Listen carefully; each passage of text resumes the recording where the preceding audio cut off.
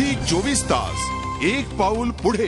आदर्श society घोटाळा प्रकरणातील 7 आरोपींना सीबीआयच्या दिरंगाईमुळे अखेर जामीन मंजूर झाला। 60 दिवसांमध्ये आरोपपत्र दाखल करू न शकल्याने गिडवाणींसह या प्रकरणातले 7 आरोपी अखेर सुटलेत। मुंबईतल्या आदर्श सोसायटी घोटाळा प्रकरणात सरकारी बाबूंवर कारवाई झाली। या सोसायटीचे प्रवर्तक कन्हैयालाल गिडवाणी यांनाही अटक झाली।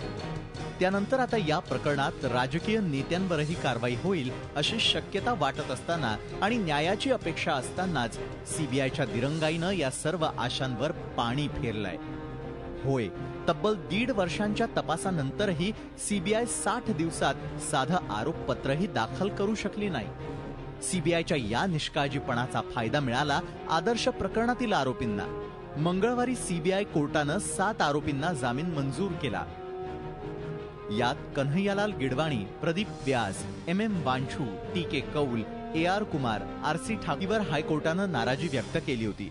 आरोपींना जामीन मंजूर होऊ नये म्हणून जन्मठेपेची कलमं आरोपींवर लावणार असल्याचं सीबीआयनं कोर्टात सोमवारी सांगितलं होतं। पण उशिरा सुचलेल्या या शहाणपणाला कोर्टानं ग्राह्य धरलं नाही। सीबीआय कमीत कमी 20 महिन्यापासून त्यांचा जो इन्व्हेस्टिगेशन चालू आहे, एवढं केलं तरी त्यांना आजपर्यंत त्यांना काही आधार मिळाला नाही, म्हणून त्यांनी चार्जशीट फाईल केलं नाही की 467 आणि 409 अप्लिकेबल आहे। जज साहेब हे सगळं ऐकून त्यांना वाटलं की आजपर्यंत कुठलंही मटेरियल साहेबांच्या समोर आलं नाहीये, त्याच्यामुळे त्यांनी आज ऑर्डर दिली।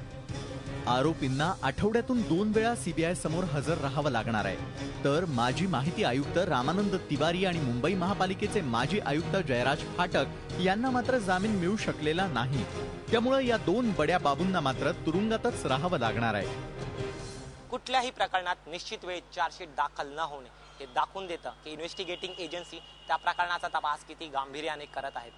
हायकोर्टाच्या आदेशानंतर जरी सीबीआयने आरोपींना अटक केलं असलं तरी आज विचारावंसं वाटतं की सीबीआयची ती कारवाई फक्त एक दिखावा होती का?